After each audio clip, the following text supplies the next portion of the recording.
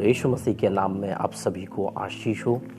आइए इस समय हम लोग प्रार्थना में जाएं और प्रार्थना जाने से पहले आज परमेश्वर अपने वचनों के द्वारा जो प्रकाशन मुझे दिया है उस प्रकाशन के द्वारा आज बात करेगा। विशेष आज का जो टॉपिक है कि प्रभु आज सुबह से ही मुझे परमेश्वर मेरे मन को उभार रहा था और मेरे मन को इतना उभार रहा था कि मैं सोचा कि नहीं आज मैं लाइव नहीं आऊँगा।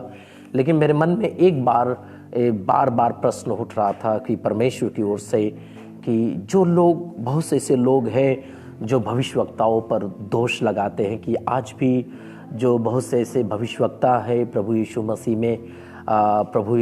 में जो आज भी प्रोफेसी कर रहे हैं, भविष्यवाणी करते हैं और उनकी प्रोफेसी उनकी भविष्यवाणियों को लेकर लोग उस पर टिप्पणी करते हैं और उस पर दोष लगाते हैं। एक्चुअली मैं उन लोगों को भी जो दोष लगाते हैं उन लोगों को मैं दोष लगाने के लिए नहीं आया हूँ। बस मैं कहना चाहता हूँ कि आप सावधान हो जाइए, क्योंकि आप बिल्कुल ऐसे काम मत कीजिए, न किसी परमेश्वर के भविष्यवक्ताओं पर न परमेश्वर के किसी दासों को पर आप दोष न लगाए। तो आइए कृपा हम सबसे पहले हम लोग वचन में जाने से पहले हम लोग प्रार्थना में जाएंगे। प्यारे प्रभु यीशु मसीह, आपके नाम से हम सब लोग आते हैं तेरे चरणों में प्रभु, और हम धन्यवाद देते हैं सारी बातों के लिए प्रभु। और धन्यवाद करते हुए इस समय हम तेरे वचनों को लेके आते हैं। विशेष जो आपने जो टॉपिक दिया प्रभु, जो वचन का जो प्रकाशन दिया कि यो भविष्यवक्ताओं पर दोष मत लगाओ। सचमुच परमेश्वर आज तेरे वचन को जो मैं लेके आया हूँ प्रभु, बोलने में आप मेरी मदद और सहायता कर प्रभु। विशेष हर एक लोग जो इस वचन को सुनेंगे और इस वचन को परमेश्वर पिता सुनेंगे, उनके हृदय में बोल और बातचीत कर परमेश्वर, और उनके जीवन में बहुत आयत की आशीषों को लेके आ। यीशु मसीह के नाम में प्रार्थना करते हैं पिता, आमीन। प्रभु को मैं धन्यवाद देता हूं कि आज मैं फिर से मैं लाइव आया हूं।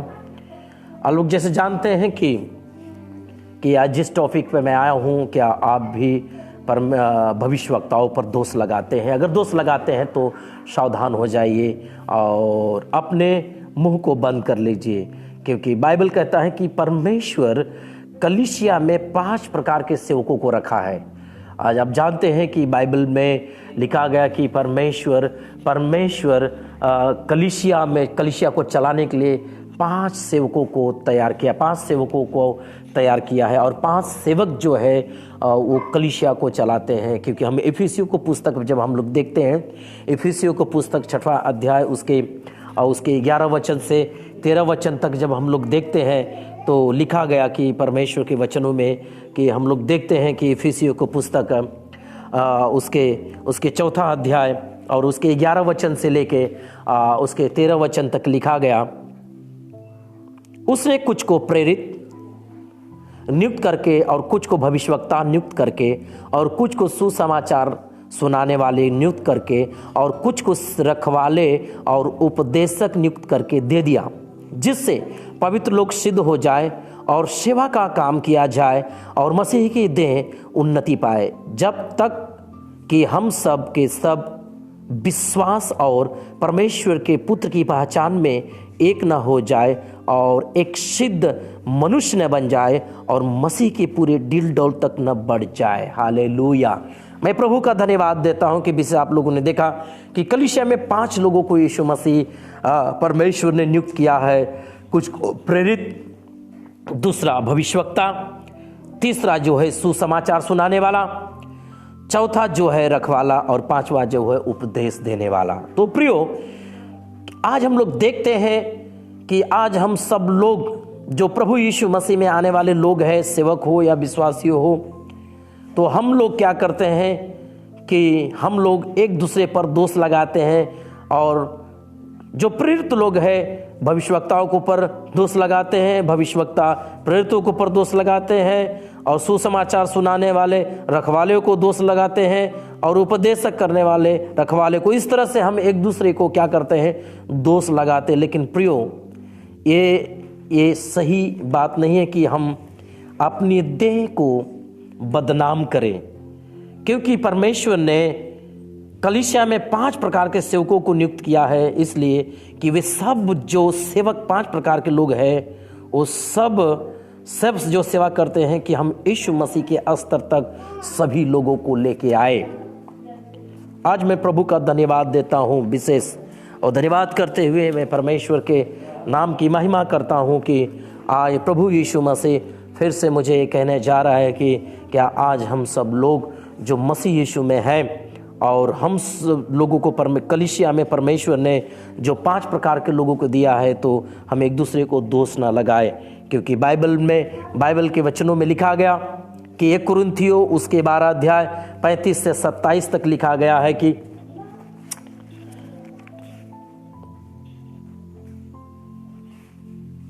25 से 27 तक लिखा गया है, ताकि देह में फूट ना पड़े, परंतु अंग एक दूसरे की बराबर चिंता करें। इसलिए यदि एक अंग दुख पाता है तो सब अंग उसके साथ दुख पाते हैं, और यदि एक अंग की बड़ाई होती है तो उसके साथ सब आनंद मनाते हैं। इसी प्रकार तुम सब मिलकर मसीह की देह हो और अलग अलग उसके अंग हो। हालेलुया।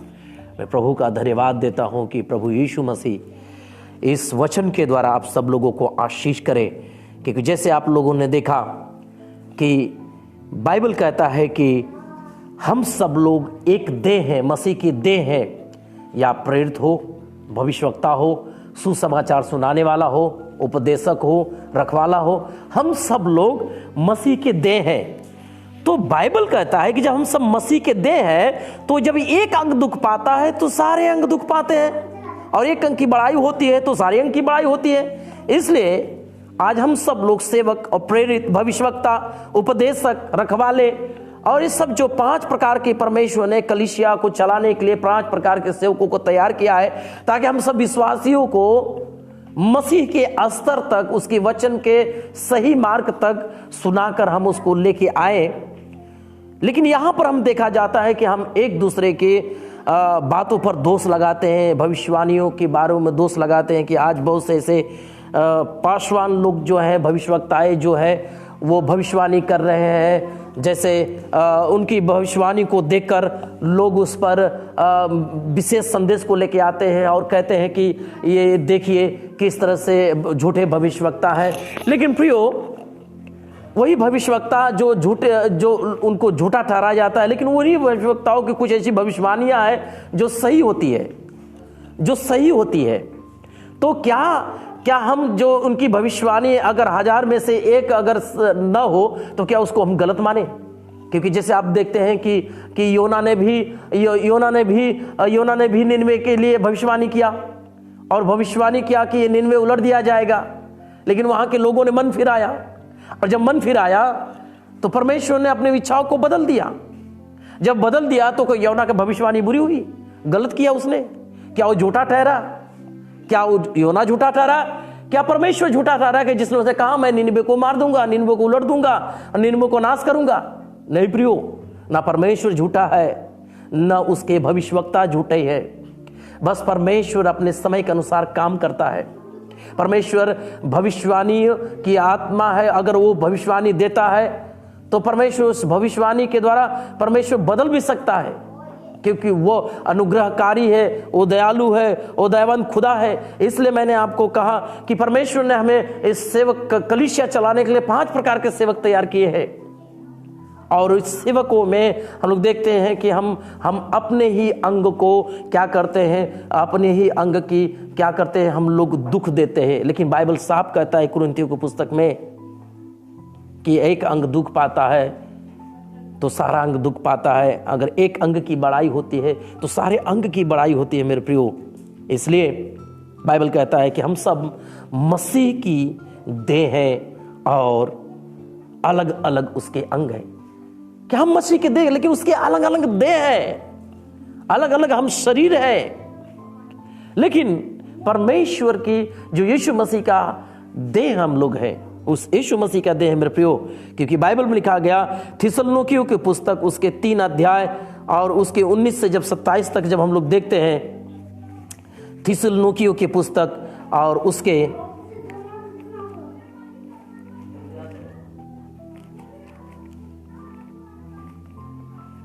थिस्सलुनीकियों की पुस्तक, जीसस, हालेलुया, हालेलुया, धन्यवाद यीशु।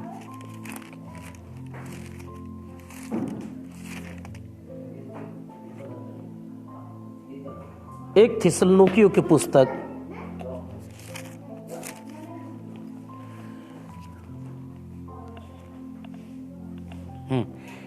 एक थिस्सलुनीकियों की पुस्तक उसके 5वां अध्याय और उसके 19 से 22 तक जब हम लोग देखते हैं तो बाइबल कहता है कि आत्मा को न बुझाओ, भविष्यवाणियों को तुच्छ न जानो, सब बातों को परखो, जो अच्छी है उसे पकड़े रहो, सब प्रकार की बुराई से बचे रहो। हालेलुया। मैं प्रभु यीशु मसीह का धन्यवाद देता हूं। यहां पर परमेश्वर का वचन क्या कहता है, साफ कह रहा है कि हम आत्मा को ना बुझाए।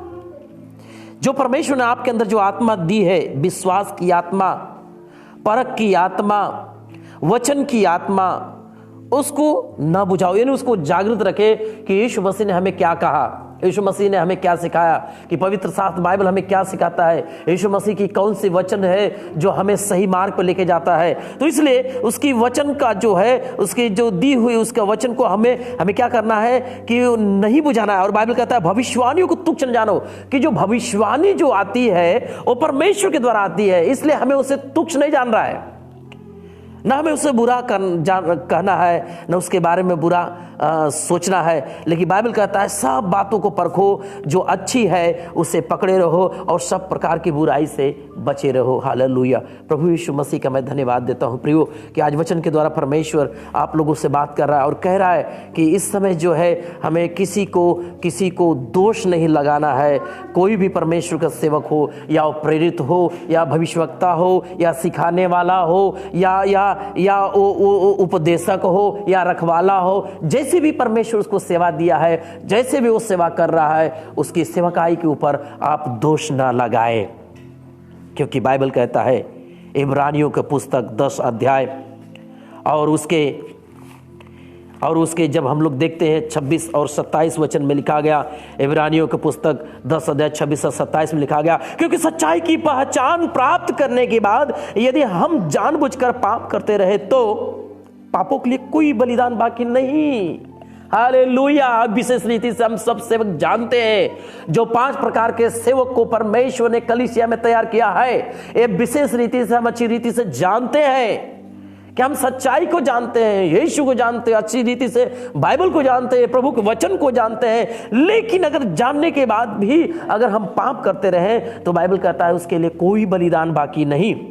हाँ, एक चीज बाकी है, बाइबल कहता है 27 वचन, हाँ, दंड का एक भयानक बाट जो होना और आग का जलन बाकी है, जो विरोधियों को भस्म कर देता है। मेरे प्रियो, अब यहां पे देखिए कि विरोधियों के बारे में लिखा गया। किन विरोधियों के बारे में कह रहा है बाइबल? उन विरोधियों को नहीं जो मसीह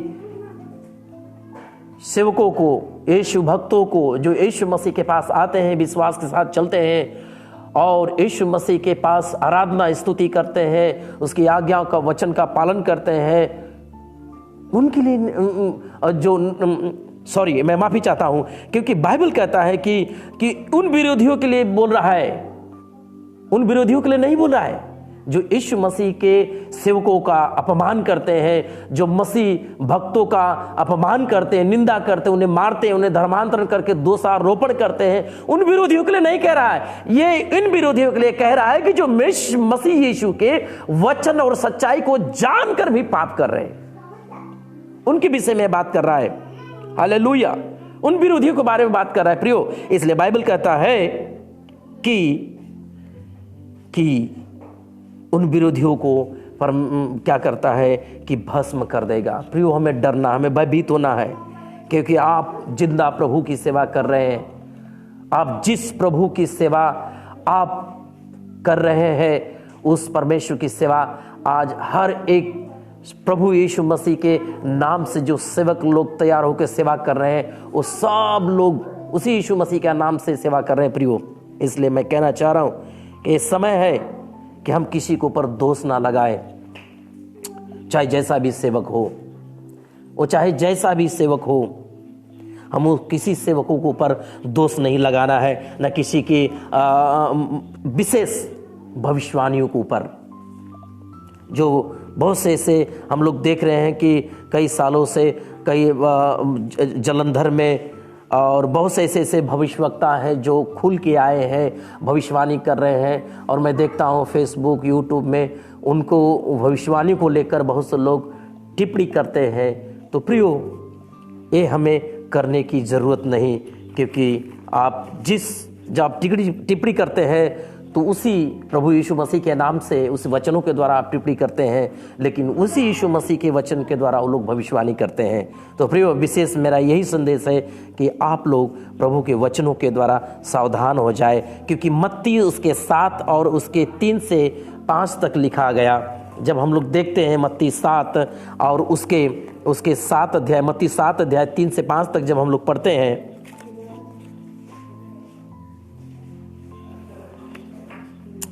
तो क्यों अपने भाई की आंख के तिनके को देखता है और अपनी आंख का लड्ढा तुझे नहीं सूझता? जब तेरी ही आंख में लट्ठा है तो तू अपने भाई से कैसे कह सकता है, ला मैं तेरी आंख के तिनका निकाल दूं? हे कपटी, पहले अपनी आंख में से लड्ढा को निकाल ले, तब तू अपने भाई की आंख की तिनका भली भांति देख कर निकाल सकेगा। हालेलुया। मेरे प्रियो, बाइबल कहता है कि यहाँ पर साफ यीशु मसीह ने कहा कि तू क्यों दूसरे की तिनका को देखता, क्यों दूसरे की बुराई को देखता, क्यों दूसरे की कमी को देखता है? क्योंकि अगर तू एक उंगली उठा रहा है तो 3 उंगली तेरी ओर इशारा कर रहा है। इसलिए सबसे पहले जो 3 उंगली तेरी ओर संकेत कर रहा है, वो तो तेरी 3 बुराई को मिटा दे, तेरी 3 बुराई को निकाल दे। तब बाइबल कहता है, तब तू अपने भाई से कह सकता है कि मैं तेरी आंख का तिनका निकाल सकूंगा, जब तू 3 बुराई को निकाल सकेगा। किसी ने अच्छा विचार कहा है, इस संसार में आप जो कुछ ढूंढेंगे वो मिल जाएगा। इस संसार में जो कुछ मनुष्य ढूंढता है मिल जाएगा, लेकिन इंसान अपने अंदर की कमी को नहीं ढूंढता, क्योंकि वो संसार में ढूंढ रहा है, संसार के लोगों में ढूंढ रहा है। लेकिन अगर वो अपने में कमी, अपने संसार के अंदर कमियों को ढूंढ रहा है, अगर अपने अंदर की कमी को ढूंढता तो अपने आप को पा जाता।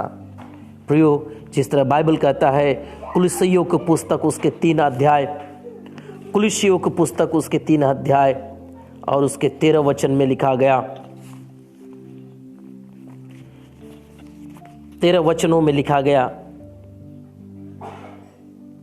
और यदि किसी को किसी पर दोष देने का कारण हो तो एक दूसरे को की सह लो और एक दूसरे के अपराध क्षमा करो, जैसे प्रभु ने तुम्हारे अपराध क्षमा किए वैसे तुम भी क्षमा करो। प्रियो, अगर किसी ने झूठा भविष्यवाणी किया है, किसी ने झूठी से गलत वचन दिया है, किसी को वचन देने नहीं आया है, तो उसको क्षमा कर दो, क्योंकि बाइबल कहता है कि हर एक का परमेश्वर लेखा लेगा। क्योंकि रोमियो को पुस्तक उसके 12 अध्याय में जब हम लोग देखते हैं, रोमियो पुस्तक उसके 12 अध्याय उसके 6 वचन में लिखा गया कि वह हर एक को उसके कामों के अनुसार बदला देगा। तो हम क्यों है एक दूसरे को उंगली उठाए, दोष लगाए, इसने ऐसी भविष्यवाणी की, उसने ऐसा भविष्यवाणी किया है, झूठा भविष्यवाणी किया, इसका भविष्यवाणी नहीं पूरा हुआ, इसका वचन जो बोला है सही नहीं बोल रहा है, गलत बोल रहा है, इसको बोलने नहीं आ रहा है। ये सारी बातों को न देखें, विशेष बातों को देखें कि जो कुछ बोल रहा है वो यीशु मसीह के नाम से बोल रहा है कि किसके नाम से बोल रहा है। क्योंकि बाइबल कहता है कि यीशु मसीह हर एक को उसके काम के अनुसार बदला देगा, हर एक जैसा वो करनी करेगा। झूठ बोल रहा है तो झूठ बोलने की यीशु मसीह न्याय करेगा। हम मनुष्य को जज करने की ज़रूरत नहीं है, हमें न्याय करने की ज़रूरत नहीं है।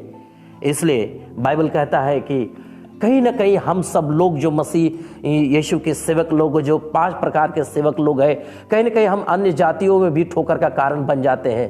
क्योंकि जैसे कोई भविष्यवक्ता के ऊपर टिप्पणी करता है तो अन्य जाति के लोग जब उसे देखेंगे तो उस पर एक ये असर पड़ता है कि हम अन्य जातियों के लिए एक ठोकर का कारण बनते हैं। क्योंकि बाइबल कहता है, हाय उन मनुष्य के लिए जिसके कारण ठोकर आती है।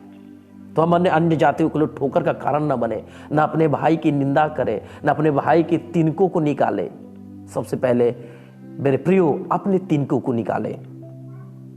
आप उनकी भविष्यवाणियों को लेकर, किसी की भविष्यवाणियों को लेकर, किसी के वचनों को लेकर, उसने गलत कहा, उसने सही बोला, उसने अच्छा मैसेज दिया, उसने अच्छा मैसेज नहीं दिया, वो बाइबल से बोला, समझ में नहीं आया, लेकिन प्रियो उसकी वचनों के ऊपर आप बिल्कुल मतलब टीका टिप्पणी ना करें, ना दोष लगाएं, क्योंकि ये सही नहीं है। क्योंकि बाइबल कहता है कि यीशु मसीह हर एक के कामों के अनुसार बदला देगा। और बाइबल कहता है जो सुकर्म में स्थिर रहकर महिमा और आदर और अमरता की खोज में है, उन्हें वह अनंत जीवन देगा। प्रभु हम परमेश्वर यीशु मसीह की खोज में करें, अपनी सच्चाई, अपने आप को स्थिर करें, पवित्रता में स्थिर करें। आप का न्याय होगा तो यीशु आप ये नहीं कहेंगे कि तूने कितने कितने लोगों का मतलब तूने न्याय किया। मेरे प्रियो, यहाँ पे बाइबल कहता है हम किसी का न्याय न करें। यीशु मसीह आपसे ये नहीं पूछेगा तूने कितने कितने लोगों को ऊपर दोष लगाया कि उसने गलत मैसेज दिया, उसने गलत संदेश दिया। यीशु मसीह आपके काम के अनुसार जैसा आप किए उसे तुरंत बदला देगा। मैं प्रभु का धन्यवाद देता हूं, क्योंकि रोमियो की पुस्तक उसी के 12 अध्याय रोमियो पुस्तक 12 अध्याय 6 से 8 वचन में जब हम लोग देखते हैं, 12 अध्याय 6 से 8 वचन में जब हम लोग देखते हैं, 6 से 8 वचन तक जब हम लोग देखते हैं, क्योंकि जब उस अनुग्रह के अनुसार जो हमें दिया गया, हमें भिन्न भिन्न वरदान मिले हैं, तो जिसको भविष्यवाणी का दान मिला हो वो विश्वास के परिणाम के अनुसार भविष्यवाणी करे। यदि सेवा करने का दान मिला हो तो सेवा में लगा रहे। यदि किसी को सिखाने वाला हो तो सिखाने में लगा रहे। जो उपदेशक हो उपदेश देने में लगा रहे। दान देने वाला उदारता से दे। जो अगुवाई करे वह उत्साह से करे। जो दया करे वह हर्ष से करे। यहाँ पे बाइबल साफ कहता है जिसको जैसा जैसा वरदान मिला है वो उसके अनुसार आनंद के साथ करे, क्योंकि सब कामों का बदला यीशु मसीह देगा। क्योंकि मैंने वचन वहाँ पे बोला कि वहाँ पे लिखा गया कि रोमियो उसके 2 और उसके 6-7 में लिखा गया वह हर एक के उसके कामों के अनुसार बदला देगा। क्योंकि लास्ट जो मैं बोलने जा रहा हूँ, रोमियो पुस्तक 2 अध्याय उसके 6 से 7 में वही लिखा गया कि परमेश्वर जो है हर एक कामों का बदला देगा। तो प्रियो, मैं प्रभु का धन्यवाद देता हूं कि इस वचन के द्वारा प्रभु आपको आशीष करे, क्योंकि आपने देखा कि प्रभु ने कलीसिया को चलाने के लिए 5 सेवकों को तैयार किया है। तो 5 सेवक जो है, आप किसी के ऊपर जज न करें, किसी के ऊपर दोष न लगाए। आपको परमेश्वर जैसा वरदान दिया है, जैसा सेवा दिया है, वो अपनी सेवा में लगे रहें और परमेश्वर के वचनों को थामे रहें और स्थिरता से, आशा से उसकी बात जो होता रहे, और प्रभु आपको आशीष करे। जय मसीह की। धन्यवाद।